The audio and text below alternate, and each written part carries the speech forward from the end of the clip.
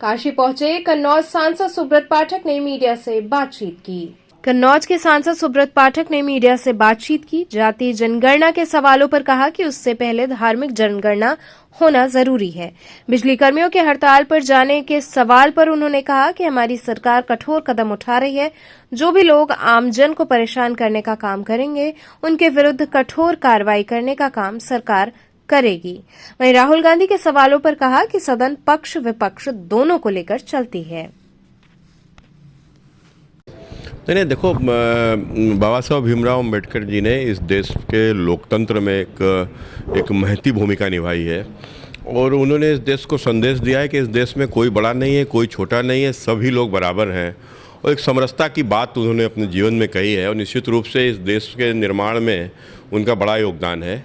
तो उनकी जयंती तो हम सभी लोग वैसे ही मनाते आए हैं। भारतीय जनता पार्टी ने सदैव, जब हम सरकार में नहीं थे तो भी हम उनकी जयंती मनाते थे। और हमारे, आपने देखा होगा, जो हमारे बूथ के 6 काम हैं कि जो हम लोग करते ही करते हैं, उनमें एक काम बाबा साहब जी की जयंती का है।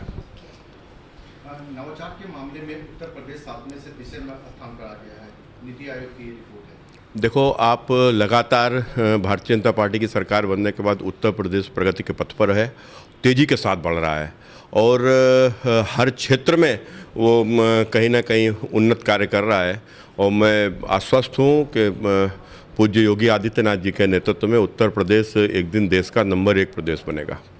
प्रदेश भर में जनता जो है बिजली को लेकर के परेशान है।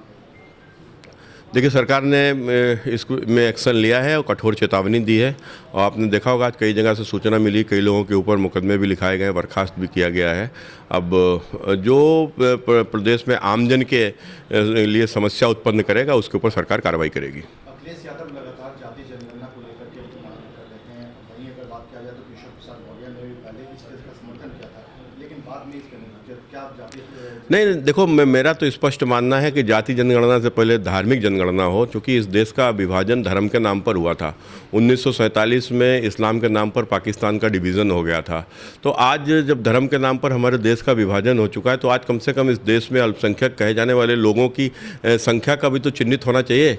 आखिर कितना मुसलमान है, कितना क्रिश्चियन है, तो ये एक बार संख्या इनकी सामने आए तो उसके बाद में जाति जनगणना हो, ताकि यहाँ के लोगों को समझ में आ सके कि अगर यदि 100 मुसलमान है तो उसके सापेक्ष हमारी संख्या कितनी है, तो हमारे अधिकारों पे कहीं दूसरा डाका न डाल ले। लोकसभा और राज्यसभा में जो है अब सदन नहीं चल दिया जा रहा। राहुल गांधी के जो बाहर जाकर विदेशों में जो उन्होंने बयान दिया है, इसको लोग कह रहे हैं कि अब तो आप सत्ता में है, लेकिन सदन में आप क्यों बहिष्कार कर रहे हैं? देखो, लोकतंत्र में सदन अगर चलेगा तो केवल सत्ता पक्ष अकेले सदन नहीं चला सकता, ना विपक्ष अकेले सदन चला सकता है। सदन चलेगा तो दोनों की जिम्मेदारी है, तो देश के प्रति भी दोनों की जिम्मेदारी है, सत्ता पक्ष की भी विपक्ष की भी। लेकिन ये नहीं हो सकता कि कोई व्यक्ति विपक्ष का एक जिम्मेदार नेता और देश के बाहर जाकर और देश के खिलाफ बातें करे।